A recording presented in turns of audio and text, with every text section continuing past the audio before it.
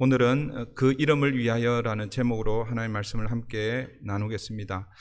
우리는 지난주에 사도들이 사내들인 공에 의해서 체포가 되고 또 감옥에 갇혔지만 그런 나의 은혜로 하나님께서 주의 천사를 통해서 그들을 감옥에서 끌어내시고, 그리고 너희들이 잡혔던 그곳에 다시 가서 서서 말하라라고 그렇게 사도들에게 그렇게 말씀을 전했죠. 그리고 그 사도들은 그 말씀 앞에 순종하여 그날 새벽에 가서 서서 생명의 말씀을 전했던 그런 내용을 우리가 지난주에 살펴보았고, 그리고 다시 공회, 이 사내들인 공회에 잡혀서 신문을 받는 그런 장면까지 우리가 살펴보았습니다. 그 신문 받는 가운데 전혀 사도들은 사내들인 공회, 사실 제가 사내들인 공회라고 이렇게 얘기하지만 그냥 여러분들이 가만히 앉아서 듣는 그런 정도의 그 사내들인 공회가 아닙니다. 여러분, 만약에 여러분들이 혹시 한국에 계실 때 국회의사당을 혹시 방문하신 적이 있겠죠, 그죠?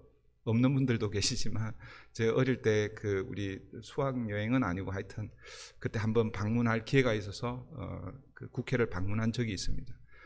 물론 이제 그 국회 의사 진행이 되고 있는 회기가 진행 중인 거기에 가지는 않았지만 그 전체적인 그걸 이렇게 방문한 적이 있습니다. 근데 여러분들이 만약에 국회 회기가 진행되는 중에 여러분들이 혹시 어떤 문제로 인해서 국회 앞에서 청문회로 그렇게 잡혀서 그 앞에 갔다고 생각해 보세요. 얼마나 떨리고 얼마나 겁이 나겠습니까? 사실은 그거보다도 더 무서운 곳이 사내들인 공회입니다. 그 사내들인 공회에 의해서 예수님이 신성 모독죄로 사형 은도를 받으시고, 유대인들에게는 사형 집행을 할 수 없기 때문에 로마에 예수님을 넘겨서 로마 법에 의해서 십자가에 달려 돌아가신 그곳이 사내들인 공회입니다. 그 사내들인 공회 앞에서 제자들이 사람보다 하나님께 순종하는 것이 마땅하다라고 그렇게 당당하게 말하면서 생명의 말씀을 전했습니다. 그게 우리 지난주에 살펴보았던 그런 내용들이죠. 오늘 본문은 사도들이 공회 앞에서 이 생명의 말씀, 복음을 전하자 사내들인 공회원들이 크게 분노하여 사도들을 죽이려고 하는 장면입니다. 33절을 한번 보십시오. 그들이 듣고 크게 노하여 사도들을 없이 하고자 할세. 여러분, 왜 사내들인 공회가 사도들을 죽이려고 하고 있을까요? 그것은 사도들이 전한 복음 때문에 그러는 것이죠. 그러니까 사도행전 2장 이후부터 계속해서 사도들이 설교하고 하나님의 말씀을 전하는데 그 설교의 내용이 다른 내용이 아니에요. 예수에 관한 내용입니다. 그런데 예수에 관한 내용인데 지난주에 제가 말씀을 드렸듯이 그 복음의 첫 번째 메시지가 무엇이었습니까? 너희가 나무에 달아 죽인 예수를, 이게 복음의 첫 번째 메시지입니다. 여러분, 여기서 이 너희라고 이 너희는 누구를 가리킬까요? 제가 지난주에는 이 너희는 사실 오늘 저와 여러분이 해당된다라고 그렇게 말씀을 드렸죠. 이 복음 앞에서 내가 예수를 십자가에 못 박아 죽였습니다, 그걸 다르게 표현하면 내가 죄인입니다 고백하지 않으면 예수 그리스도의 십자가는 우리에게 어떤 영향력도 끼칠 수가 없습니다. 그런 차원에서 이 너희는 오늘 저와 여러분이 다 해당이 됩니다. 그러나 여러분, 1차적으로 너희가 라고 했을 때는 누구를 가리키겠습니까? 바로 사내들인 공회를 향하여 말씀하는 것이죠. 너희가 나무에 달아 죽인 예수. 그래서 여러분 28절을 지난주 우리가 살펴봤던 28절 한번 보십시오. 28절 뭐라고 얘기하고 있냐면, 이르되 우리가 이 이름으로 사람을 가르치지 말라고 언금하였으되 너희가 너희 가르침을 예루살렘에 가득하게 하니. 이 너희 가르침은 누구? 제자들의 가르침이거든요. 이 제자들의 가르침을 예루살렘에 가득하게 하니, 그 제자들의 가르침이 뭡니까? 복음입니다. 복음. 근데 그걸 이렇게 설명하고 있습니다. 이 사람의 피를 우리에게로 돌리고자 함이로다. 이 사람의 피는 누구의 피를 가리키는 거예요? 예수의 피를 가리키는 것이죠. 다르게 표현하면 예수의 십자가 그 죽음을 우리에게 돌리려고 계속해서 너희들이 예수의 복음을 전하고 있지, 그런 의미입니다. 그러니까 감옥에 가두어서 음악에 경고 명령을 하고 그렇게 했는데도 또 나오면 예수의 이름을 전하는데 제일 먼저 뭘 전하는 거예요? 너희가 나무에 달아 죽인 예수를. 이 예수의 죽임 1차적인 그 원인을 누구에게 돌리고 있다는 것입니까? 사내들인 공회에 돌리고 있는 것입니다. 그래서 사내들인 공회는 지난번에는 한번 경고로 그쳤지만 계속 두게 되면 예수의 그 피, 예수의 십자가 그 사건이 고스란히 우리에게로 돌아오겠다라고 그렇게 생각하고 그래서 아예 예수의 도를 전하지 못하도록 사도들을 죽이려고 했던 것이죠. 그런데 오늘 본문에는 뜻밖의 인물이 등장하여서 사도들을 다시 이렇게 풀어주는 그런 내용입니다. 누가 등장하고 있습니까? 가말리엘이라는 사람이 등장하죠. 34절 35절입니다. 바리새인 가말리엘은 율법 교사로 모든 백성에게 존경을 받는 자라. 공회 중에 일어나 명하여 사도들을 잠깐 밖에 나가게 하고 말하되 이스라엘 사람들아 너희가 이 사람들에게 대하여 어떻게 하려는지 조심하라. 가말리엘은 사내들인 공회원, 원래 사내들인 공회원이 사람들마다 조금씩 다른데 거의 한 70명으로 구성이 되어 있고 이제 그 당연직으로 대제사장이 들어갑니다. 그러니까 한 70명, 어떤 분들은 70명이라고 그러기도 하고 71명이라고 하는데 이 가말리엘이 그 사내들인 공회 회원으로 그렇게 있는 사람입니다. 근데 오늘 이 사람을 바리새인이며 율법 교사라고 그렇게 설명하고 있습니다. 여러분 그 유대교 안에는 이 유대인들의 당파가 있었는데 여러 당파가 있습니다. 그러나 가장 큰 당파가 사두개파이고 그 다음에 또 다른 당파가 그 바리새파잖아요, 그죠? 그 외에 뭐 헤롯 당파도 있고 열심 당파도 있는데 그러나 메인스트림 주류 당파는 사두개파와 바리새파입니다. 이 사두개파는 정치 세력과 결탁해서 정치적인 힘, 권력을 가지고 있었던 부류라고 할 수 있고 이 바리새파는 율법을 붙들면서 종교적인 어떤 영향력을 끼쳤던 사람들입니다. 그런데 이 바리새파 안에는 또 두 파가 양대 파가 있습니다. 그게 이제 들어보신 분들 계실지 모르겠는데 힐렐 학파와 샴마이 학파라는 그 학파가 있어요. 힐렐은 힐렐에 의해서 시작된 하나의 그 계보를 형성한 그런 학파라고 할 수 있는데 조금 진보적인 그런 그러니까 율법을 해석하는 데 있어서 조금 우리로 얘기하면 리버럴하게 좀 해석하는 조금 부드럽게 해석을 하는 경우이고 그 다음에 샴마이 학파는 매우 보수적으로 그렇게 율법을 해석해서 예를 들면 여자가 간음 현장에 잡히면 바로 돌로 쳐 죽이는 그런 그 양대 학파로 이루어져 있습니다. 이 가말리엘은 학자들마다 조금씩 다르게 설명하는데 힐렐의 이 그 계통의 사람인데 어떤 분들은 힐렐의 손자였다라고 이렇게 이야기하기도 합니다. 그러니까 좀 부드러운 거죠. 율법을 해석하는 데 있어서 조금 보수적인 것이 아니라 진보적인 그런 사람이고 오늘 본문에 의하면 백성들에게 존경을 받는 인물이다, 사람이었다라고 그렇게 소개되고 있습니다. 여러분 우리에게는 이 가말리엘은 어떤 사람으로 알려져 있습니까? 나중에 이제 사도 바울이 자기가 자신을 고백할 때 이렇게 얘기하잖아요, 그죠? 나는 가말리엘 문화에서 율법을 배운 율법에는 흠이 없는 자다라고 그렇게 자신을 소개하잖아요, 그죠? 그 가말리엘의 문화생이었다라고 이해하시면 됩니다.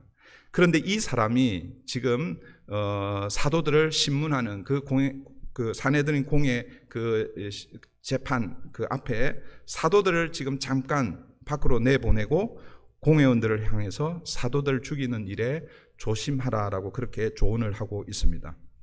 그러면서 36절부터 이제 쭉 두 가지 예를 들어서 그렇게 조심해야 할 이유를 설명합니다. 36절, 37절 보십시오. 이전에 드다가 일어나 스스로 선전하며 사람이 약 400명이나 따르더니 그가 죽임을 당함에 따르던 모든 사람들이 흩어져 없어졌고 그 후 호적할 때에 갈릴리 유다가 일어나 백성을 꿰어 따르게 하다가 그도 망한즉 따르던 모든 사람들이 다 흩어졌느니라.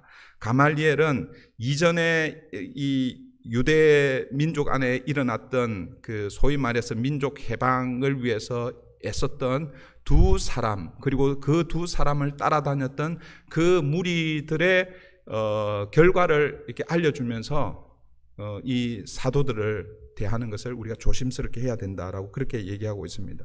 첫 번째 사람이 드다라는 사람이죠. 이 사람이 일어났을 때에, 그러니까 이 드다라는 조금 이제 학자들마다 이 드다가 정확하게 누구인지를 이게 설명을 잘 못합니다. 왜냐하면 이 산헤드린 공회가 열렸을 이때에 그 유대 이 유대사 누구입니까?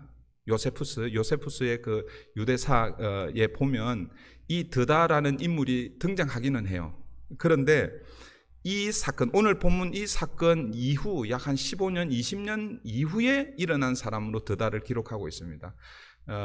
그래서 그 사람이 시대적으로 안 맞으니까 이름은 같지만 그 사람이 아니라 그 이전에 일어났던 사람이라고 그렇게 이제 해석하기도 하고, 어쨌든 이 드다와 갈릴리의 유다라는 이 두 사람이 로마를 그러니까 로마에 협조하는 것은 그 조국을 배신하는, 그래서 우리는 이 로마와 대적해서 민족을 해방해야 한다는 그런 어떤 민족 해방 운동을 했던 사람이라고 그렇게 보시면 됩니다.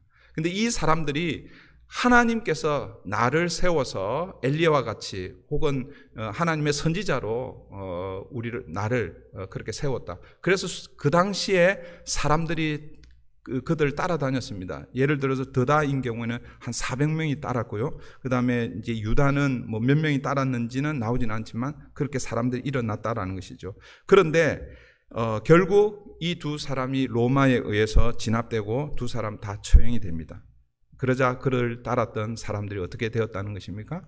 그들이 자기들을 중심으로 해서 계속해서 뭉쳐서 계속해서 어떤 민족 운동을 일으킨 것이 아니라 그 두 우두머리가 사라져 버리니까, 죽어버리니까 그들도 자연스럽게 다 흩어져 버렸다. 그러니까 이 두 전례를 들어서 이렇게 이제 결론을 내리는 것이죠. 그게 38절, 39절입니다. 38절, 39절 보십시오. 이제 내가 너에게 말하노니 이 사람들을 상관 말고 버려두라. 이 사상과 이 소행이 사람으로부터 났으면 무너질 것이요 만일 하나님께로부터 났으면 너희가 그들을 무너뜨릴 수 없겠고 도리어 하나님을 대적하는 자가 될까 하노라 하니. 지금 현재 예루살렘에서 소동을 일으키는 이 사도들에 의해서 소동을 일으키는 이 사람들이 있다. 그리고 이 사람들이 전하는 도가 있다. 사상이 있고 그들이 행하는 표적과 기사, 그런 일들이 있는데, 그런데 만약 그것이 사람으로부터 났으면 저절로 무너질 것이다.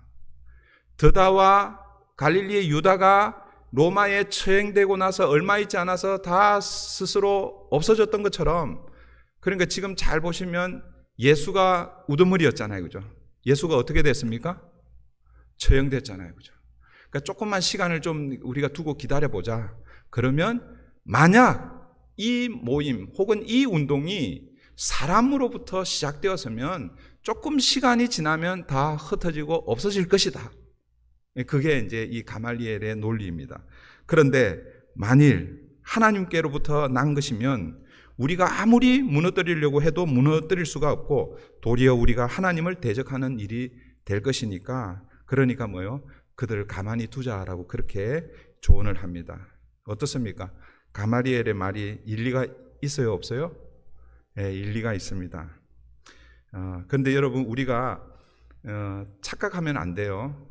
가말리엘을 통해서 사도들이 노임을 받았기 때문에 가말리엘이 하나님의 사람이라고 이렇게 착각하면 안 됩니다. 물론 이 사람은 조금 온건주의자들이고 다른 산헤드린 공회원들은 분노하여서 저들 당장 죽이자라고 그렇게 이 분을 표출하는데, 그러나 그 가운데 가말리엘은 그들의 반대 입장이라고 할까요? 어쨌든 그들을 그렇게 다루지 말자, 시간을 좀 두고 우리가 처리하자, 그렇게 조금 온건적인 그런 반응을 일으킵니다. 여러분, 가말리엘을 통해서 사도들이 풀려났다고 해서 가말리엘이 하나님의 사람이라고 그렇게 생각하면 안 됩니다. 우리가 이 본문을 읽으면 가말리엘 참 좋은 사람이구나, 그렇게 우리가 생각할 수는 있습니다. 그러나 여러분, 하나님은요, 예를 들어서 지난주 본문에는 주의 천사를 사용해서 감옥에서 제자들을 이끌어냈잖아요, 그죠? 근데 오늘 본문은 가말리엘을 통해서 사도들을 이끌어내시는 거예요. 하나님은 하나님의 사람을 통해서 혹은 하나님의 역사를 통해서 여러분 일을 이루시기도 하지만, 때로는 하나님은 악인들을 사용해서 하나님을 일을 이루십니다. 여러분, 그게 구약의 대표적인 게 사실은 바벨론이죠. 바벨론. 하나님은 바벨론을 들어서 이스라엘을 망하게 하시는 거예요. 여러분, 이스라엘이 망한 게 이스라엘 입장에서는 조금 이렇게 서운한 이야기일 수 있지만, 여러분, 이스라엘이 그러니까 예를 들어서 북이스라엘이 아수르에게 망하고 남유다가 바벨론에게 망한 것, 여러분, 그것은 하나님의 뜻이었습니다. 그러니까 하나님께서 하나님의 뜻을 이루기 위해서 때로는 아수르를 일으켜서 북이스라엘을 치시기도 하고 바벨론을 세워서 남유다를 치시기도 한다라는 것입니다. 그런 차원에서 이 가말리엘을 이해해야지, 사도들이 감옥에서 나왔기 때문에 가말리엘은 하나님의 사람, 좋은 편, 내 편, 이렇게 생각하면 안 됩니다.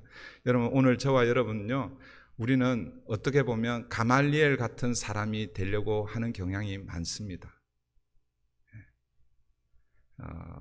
이렇게 논리적으로, 이성적으로 어떤 문제를 다루려고 그렇게 하는 경우가 있죠. 그런데 이 가말리엘을 여러분 한번 잘 생각해 보십시오. 드다의 이야기를, 그리고 갈릴리 유다의 이야기를 들어서 지금 현재 일어나고 있는 사도들의 이 이야기를 지금 비교하면서 설명을 하는데, 예수를 누구에게 비교하고 있는 것입니까? 예수를 드다에 비교하고 있는 것이죠. 예수를 갈릴리의 유다에 비교하고 있는 것입니다. 그 말은 뭐냐면, 가말리엘이 많은 백성들에게 존경을 받고 율법에는 능통하여서 학자, 박사 이야기를 들었겠지만, 그러나 그도 예수에 대해서는 모르고 있다라는 것입니다. 예수를 드다나 갈릴리 유다로 인식하고 있다라는 것이죠. 그러니까 드다와 갈릴리 유다가 잠깐 일어났지만 그들이 처형되고 나서 그를 따르는 모든 무리들이 다 흩어지지 않았느냐? 예수를 그렇게 이해하고 있는 것입니다. 이해하시겠어요? 하나님은 오늘 본문에서 이 가말리엘을 통해서 사도들을 구원해 내시지만, 그렇다고 해서 여러분 가말리엘을 우리가 닮자 이렇게 나가면 안 되는 거예요. 오늘 초점이 그거는 아닌데, 이 가말리엘의 이 이야기를 듣고 여러분 사내들인 공회가 어떻게 합니까? 사도들을 풀어주고 있죠. 40절 보십시오. 그들이 옳게 여겨, 가만히 가말리엘 이야기를 들어보니까 올 일리가 있는 거예요. 그래서 옳게 여겨 사도들을 불러들여 채찍질하며 예수의 이름으로 말하는 것을 금하고 놓으니, 사내들인 공회가 사도들을 풀어주고 있습니다. 이 가말리엘의 말이 옳다고 생각하면 그냥 풀어주면 되잖아요, 그죠? 그런데 어떻게 하면서 풀어주고 있습니까? 채찍질하고 풀어주고 있습니다. 그러면서 다시 예수의 이름으로 말하지 말라고 경고하며 그렇게 풀어주고 있습니다. 여러분, 여기서 이 채찍질의 이 원어적 의미는 우리 그냥 그 옛날 우리 그 사극 드라마 이런 데 보면 그 사또 앞에서 곤장 이렇게 하잖아요, 그죠? 그 몇 대 이렇게 맞고 그렇게 풀려나는 그런 의미가 아닙니다.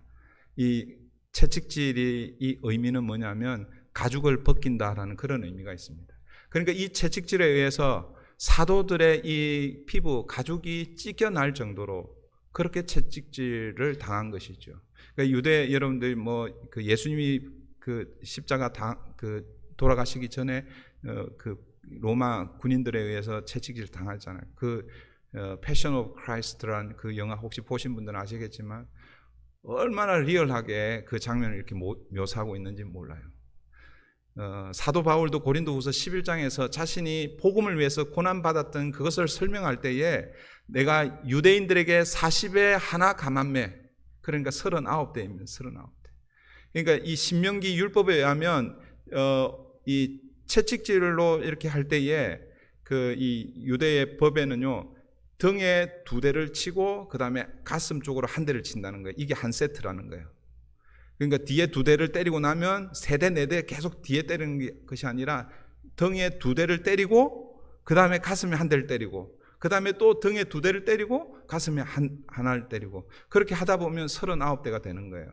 그런데 40이라는 것은 40대를 맞으면 거의 죽을 수도 있기 때문에 그래서 아무리 많이 매질을 해도 채찍질을 해도 39대 이상은 할 수 없는 거예요. 여러분 그 가죽끈 끝에 뼈 조각 뭐 이런 철심을 박아서 그렇게 채찍질을 한다는 얘기 여러분 아실 거 아니에요? 그런 채찍질입니다. 가죽이 벗겨질 정도로 매질을 하고 그리고 놓아준 것이죠. 그런데 그런 채찍질을 당하고 이게 풀려나면서 사도들의 반응을 한번 보십시오. 우리 41절인데요. 다 같이 한번 읽습니다. 41절 시작.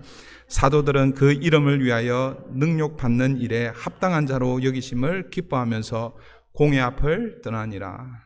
사도들은 그런 끔찍한 채찍질을 당하고도 공회 앞에서 풀려나면서 어떻게 하고 있습니까? 기뻐했다라고 이렇게 말씀하고 있습니다.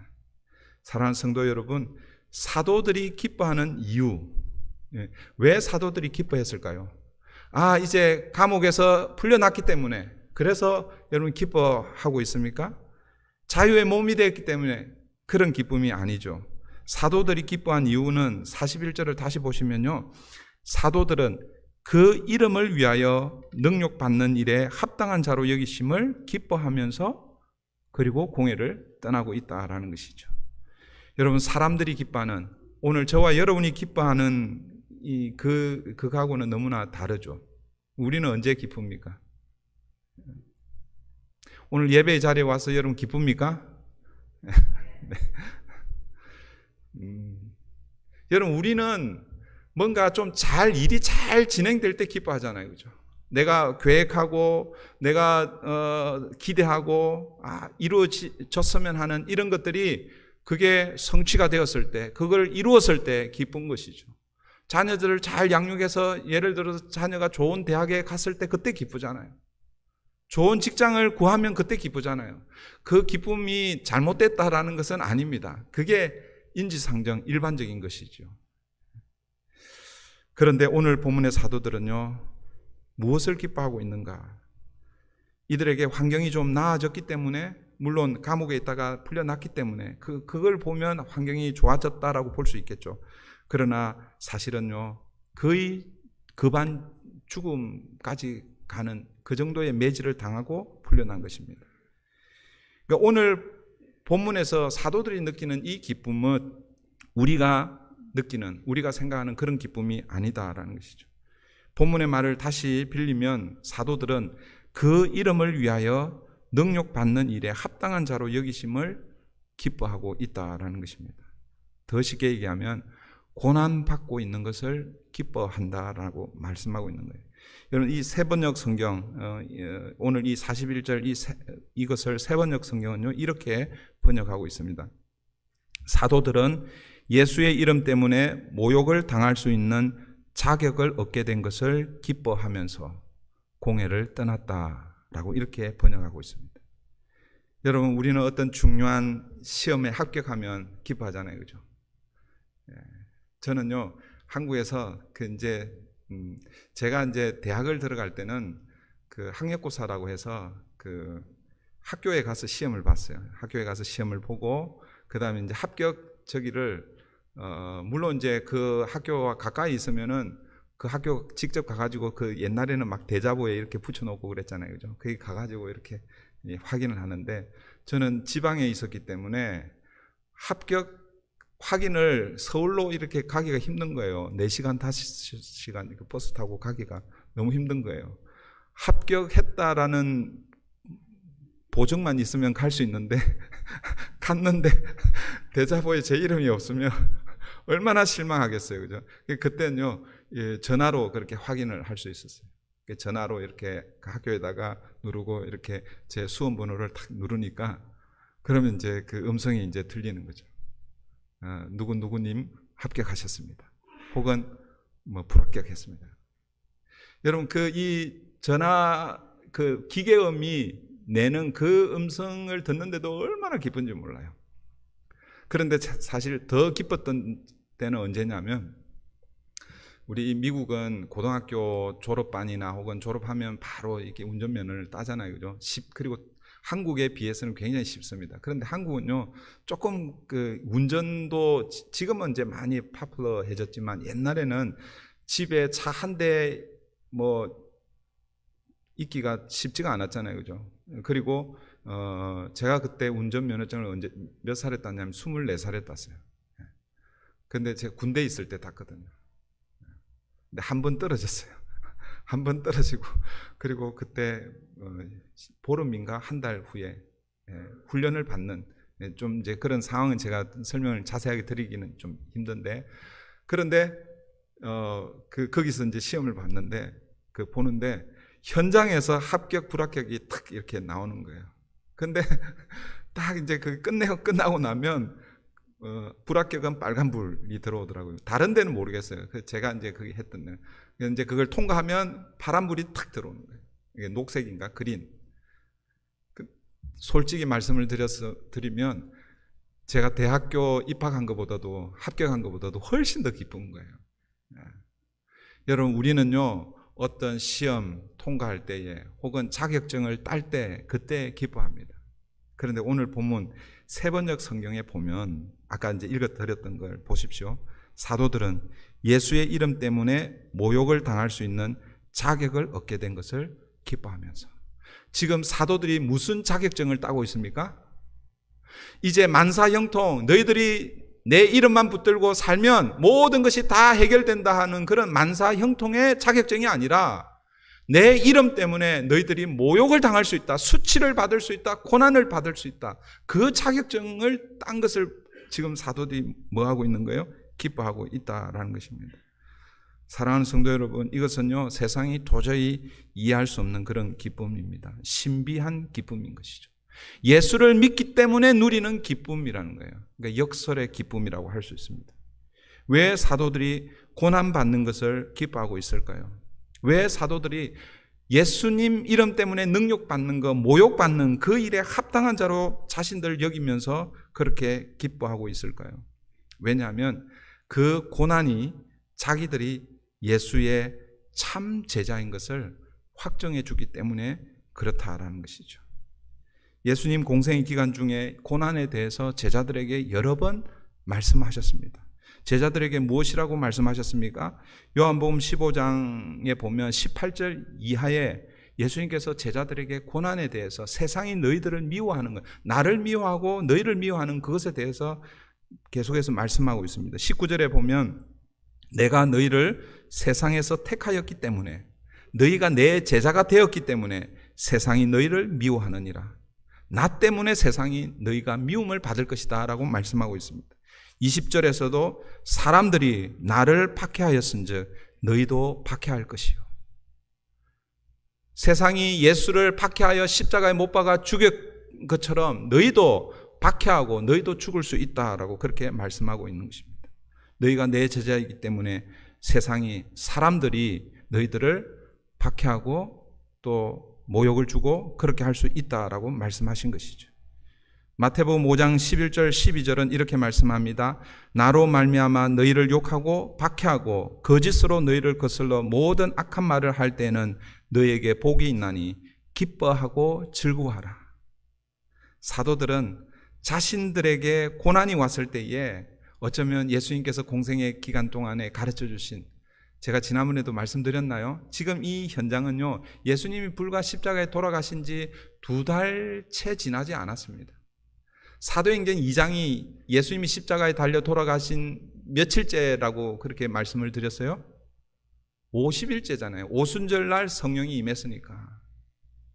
그러니까 지금 우리가 사도행전 5장에 지금 와 있는데 50일에서 며칠 더 지났을 거예요. 2달 아마? 그러니까 공생에 함께했던, 예수님과 함께했던 예수님의 그 가르침, 그 말씀이 이 고난을 통해서 다 생각났을 거예요. 그러면서 기뻐하는 거예요. 아, 그때 예수님께서 말씀하신 그 말씀이 이 말씀이구나. 우리가 고난받는 것, 이것은 우리가 예수의 참 제자인 것임의 증거다라는 것이죠. 그 자격증 때문에 사도들이 기뻐하고 있다라는 것입니다. 그렇게 기뻐하면서 사도들이 공회를 떠나면서 무엇을 하고 있습니까? 42절. 이 42절은요, 지금 당장이 아니라, 당장뿐만 아니라 앞으로 사도들이 계속해서 이런 일을 했다라는 것을 요약적으로 지금 설명하고 있는 것이죠. 우리 42절 다 같이 읽습니다. 시작. 그들이 날마다 성전에 있든지 집에 있든지 예수는 그리스도라고 가르치기와 전도하기를 그치지 아니하니라. 사랑하는 성도 여러분, 사도들이 무엇 때문에 감옥에 갇히고 무엇 때문에 매질을 당했습니까? 한마디로 얘기하면 예수가 그리스도다. 예수가 메시아, 구원자이다. 예수가 구약에서 하나님께서 약속하신 바로 그 메시아다라는 그 말씀을 전했기 때문에 감옥에 갇히고 매질을 당한 것입니다. 그런데 여러분, 사도들은요, 감옥에서 풀려나자마자 또 무엇을 하고 있습니까? 아니, 감옥에서 풀려났으면 좀 쉬어야 되겠다. 좀 몸 좀 추스리고 그렇게 해야 되지 않겠어요? 그죠? 그런데 오늘 보면 이렇게 말씀합니다. 날마다 성전에 있든지. 여러분, 여기서 성전이라는 것은 지난번에도 계속해서 말씀드렸어요. 그 성전 뜰 안에 솔로몬 행각이나 그것을 이야기합니다. 많은 이 당시 사도행전 2장 이후에 3,000명, 5,000명 주님 앞에 회개하고 돌아온 사람들이 무리가 많아졌기 때문에 함께 모일 수 있는 이 공간이 필요했습니다. 그래서 성전으로 이렇게 표현하고 있는 것이죠. 이 성전에라는 이 의미는 공적인 모임, 오늘 우리로 얘기하면 주일 공적 모임, 예배, 공개적인 장소라는 그런 의미가 있습니다. 그러니까 날마다 성전에 있든지 공식적인 자리이든지 아니면 공개적인 그런 자리이든지 혹은 집에 있든지, 집이라는 것은 물론 이제 여기서 이 집은 또 그 주변에 있는 사람들이 또 모이는 공간이라고 할 수도 있겠죠. 그리고 또 개인적인 사적인 자리라고 할 수도 있습니다. 그러니까 사도들은요, 공적 모임이나 혹은 사적 모임이나 large 그룹으로 모이거나 혹은 small 그룹으로 모이거나 모일 때마다 언제 어디서나 예수가 그리스도다라는 것을 가르치고 그리고 전도하는 그 일을 그치지 않고 있다라고 말씀하고 있습니다. 사랑하는 성도 여러분, 여기서 우리가 날마다라는 이 말에 좀 주목할 필요가 있어요. 날마다라는 것. 여러분, 날마다라는 이 말은 매일이라는 그런 의미가 있죠. 그죠? 1차적으로 매일이라는 그런 의미가 있습니다. 그러나 매일, 이 당시에는 매일 성전에 모이기도 하고 집에 모이기도 하고 그렇게 했을 것입니다. 그러나 이 날마다는 매일이라는 그런 의미도 있지만 저는 한결같이 변함없이 언제나 그런 의미도 포함이 된다라고 그렇게 믿습니다. 무슨 말인가 하면 우리도 가끔씩 그런 얘기를 할 때가 있어요. 첫사랑을 회복했으면 하는 이런 얘기 하잖아요. 그죠? 첫사랑. 여러분, 그러니까 주님을 만났을 때 그 감격, 그 첫사랑이 여러분들에게 있죠. 그죠? 근데 첫사랑을 회복했으면 하는 이 말은 어떤 의미가 담겨 있는 거예요? 지금은 그때 그 처음 주님을 만났을 때 그때 그 감격, 그 열심이 지금은 뭐예요? 없다라는 거예요. 사라져 버렸다라는 거예요. 그 날마다라는 이 의미는 뭐냐면 그때 그 첫사랑이 지금도 여전히 내 삶 가운데 공적인 자리이든 사적인 자리이든 교회 예배의 자리이든 혹은 가정이든 어디서나 주님과의 그 만남, 그 교제, 그 경험, 그것이 한결같이 흘러간다는 거예요. 이걸 조금 더 쉽게 설명하면 은혜를 받으면 내 마음이 뜨거워져서 뭔가를 열심히 하려고 합니다. 그런데 은혜가 식어져 버리면 내가 언제 그랬냐는 듯이 그냥 또 돌아서고 누가 한마디 하면 그냥 괜히 그냥 섭섭하고 그냥 그러고 그냥 사도들은요, 교회가 부흥할 때도 복음을 전했고 감옥에 갇히고 매를 맞아도 복음을 전했습니다. 이걸 다르게 표현하면 오늘 우리가 은혜를 받고 행복할 때에도 복음을 전했고, 그리고 지금 내가 고난의 현장, 이해할 수 없는 그런 고난 때문에 힘든데도, 그런데도 뭐예요? 복음 때문에 힘을 얻고 그 복음을 전하고 있는, 이것이 날마다 성전에 있든지 집에 있든지 예수가 그리스도다라고 가르치고 전했다라는 것이죠. 좋을 때도 나쁠 때도 그런 의미의 날마다라는 것입니다. 사랑하는 성도 여러분, 날마다의 은혜가 여러분 가운데 회복되기를 바랍니다. 여러분, 이 날마다를 우리에게 적용을 해보면요, 제가 이 설교 원고에 없는데 들어오면서 그런 생각이 들더라고요.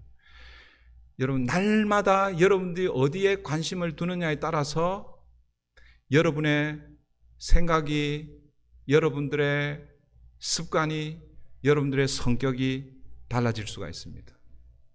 그걸 제가 그 유튜브를 통해서 깨닫게 됐어요. 유튜브.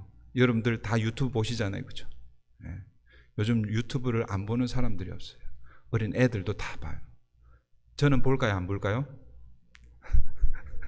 저도 보는 거예요. 근데 여러분 잘 보세요. 내가 유튜브를 볼 때에 어디에 관심을 가지고 날마다 유튜브를 보느냐에 따라서 그 유튜브가요, 희한해요. 요즘은 AI라고 해가지고 내가 보는 그것을요 그냥 계속 보여주는 거예요.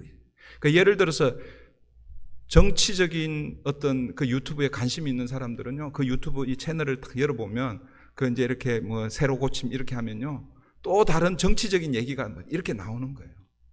왜 그런가요?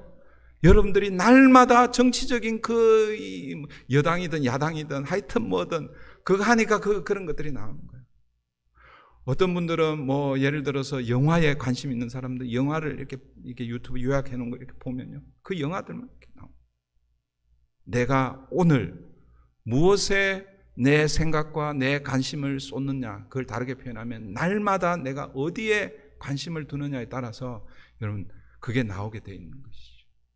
오늘 저와 여러분이 날마다 어디에 우리가 우리의 마음을 쏟아야 할까요? 사도들은 날마다 성전에 있든지 집에 있든지 공적인 자리이든지 사적인 자리이든지 예수가 복음입니다. 예수가 그리스도입니다. 예수가 답입니다. 그것만 전했다라는 것입니다. 이제 말씀을 맺습니다. 2000년의 교회 역사 가운데 여러분 고난과 박해 때문에 교회가 사라진 적은 없습니다. 오히려 그 고난과 박해 때문에 교회는 더 왕성해지고 더 든든해지고 더 강력하게 성장했습니다. 물론 고난과 박해가 올 때에 그때 어떤 때 가끔 이 교회가 어려움을 당하기도 하고 또 위축을 받기도 하죠. 그러나 여러분 그 고난과 박해를 통과하면 더 강력해지는 공동체가 교회였습니다. 사랑하는 성도 여러분, 고난받는 것을 당연하게 여겼던 이 사도들처럼 저와 여러분의 삶의 자리에서 그 이름 때문에 그 이름을 위하여 고난받는 것을 기뻐하십시다. 사도 베드로는요, 이 고난당하는 성도들에게 베드로전서 4장 14절에서 이렇게 위로하고 있습니다. 너희가 그리스도의 이름으로 치욕을 당하면 복이 있는 자로다. 영광의 영, 곧 하나님의 영이 너희 위에 계심이라. 그리스도의 이름으로 고난을 당하는 사람, 복이 있다라고 말씀합니다. 여러분, 그 복이 무엇입니까? 세상에서 잘 되는 복입니까? 오늘 본문은, 그러니까 그 베드로전서에서는 영광의 영, 곧 하나님의 영, 성령이 너희 위에, 너희와 함께 하는 그 복을 말씀하고 있습니다. 날마다 이런 복이, 성령이 우리와 함께 하시는 이 복이 저와 여러분, 우리 브리지 교회 가운데 있기를 바랍니다. 말씀을 기억하면서 우리 함께 기도하십시다.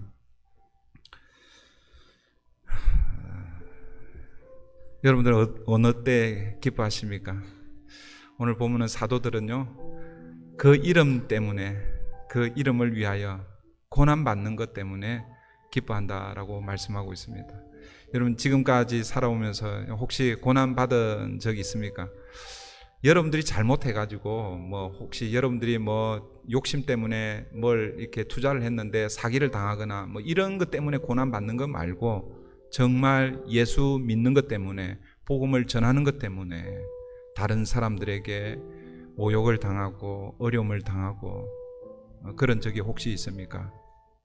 그런데 여러분, 그것이 내 제자인 자격이다라고 오늘 본문 우리에게 말씀하고 있습니다.